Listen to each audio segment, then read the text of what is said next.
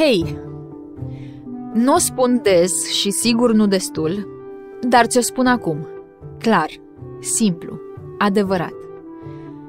Îți sunt recunoscătoare pentru ceea ce ești. În lume sunt destui oameni care întreabă ce mai faci, fără să asculte răspunsul. Tu n-ai fost niciodată unul dintre ei. Ai fost acolo când habar n-aveam cum să cer ajutor. Ai stat aproape când nu știam cum să vorbesc despre ce mă doare și ai rămas. Și asta m-a ajutat să mă țin pe linia de plutire. Îți mulțumesc.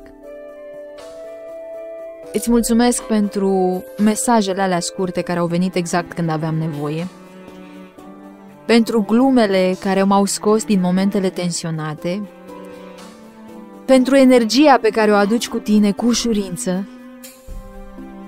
Sunt atâtea lucruri pe care nu le-am spus la timp și poate că unele n-au nevoie să fie spuse, dar unele, da, ca asta.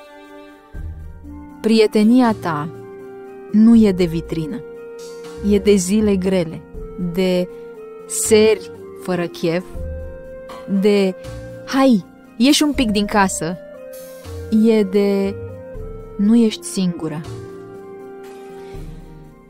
Dacă ți-aș putea da înapoi tot ce ai fost tu pentru mine, aș face-o. Dar până atunci, îți las vocea mea și gândul ăsta, că te port cu mine chiar și când nu vorbim. Ești importantă, ești bună, ești prețioasă și ai făcut mai mult bine decât îți dai seama. Mulțumesc că existi și că ești exact așa cum ești. Pup!